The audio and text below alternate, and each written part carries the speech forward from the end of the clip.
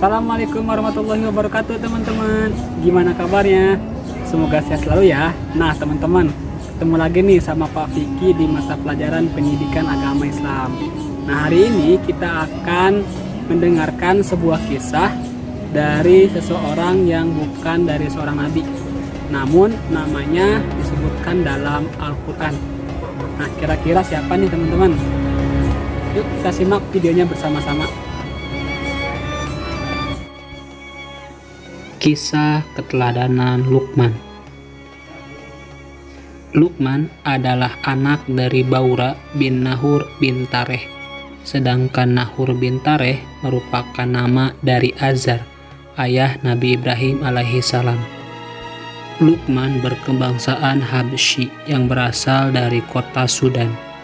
Luqman adalah seorang hamba Allah yang soleh.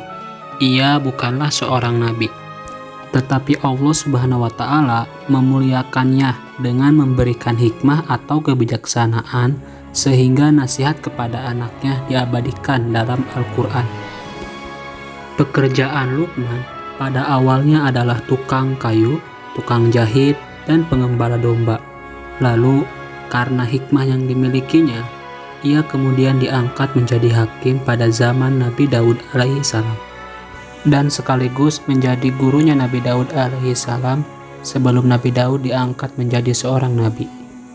Allah Subhanahu wa Ta'ala memberikan karunia kepada Luqman sebagaimana disebut dalam Quran surat Luqman yang artinya, dan sesungguhnya telah kami berikan hikmah kepada Luqman, yaitu bersyukur kepada Allah, dan barang siapa yang bersyukur kepada Allah, maka sesungguhnya ia bersyukur untuk dirinya sendiri. Dan barang siapa yang tidak bersyukur, maka sesungguhnya Allah Maha Kaya lagi Maha Terpuji. Quran Surat Luqman ayat 12. Berikut nasihat-nasihat Luqman yang terdapat dalam Al-Quran. 1. Jangan berbuat syirik atau menyekutukan Allah. Hal ini seperti tertuang dalam Quran Surat Luqman ayat 13 yang artinya, dan ingatlah ketika Luqman berkata kepada anaknya di waktu ia memberi pelajaran kepadanya, "Hai anakku, janganlah kamu mempersekutukan Allah Subhanahu wa Ta'ala. Sesungguhnya mempersekutukan Allah Subhanahu wa Ta'ala adalah benar-benar kezaliman yang besar."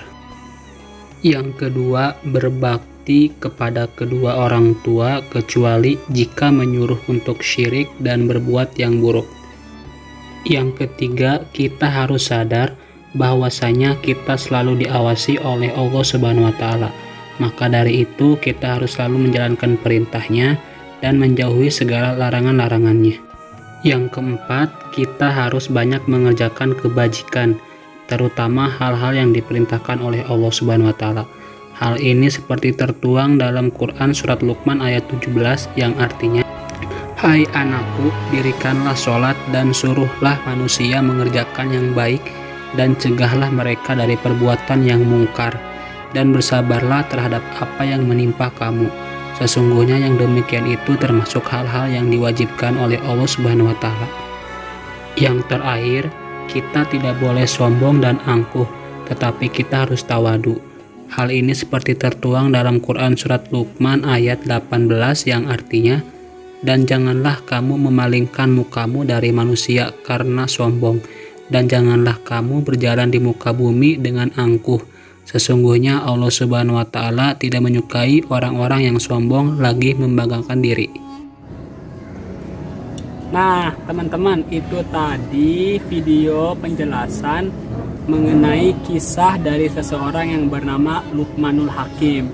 Semoga kita semua bisa mengambil hikmah dari kisah tersebut ya teman-teman ya.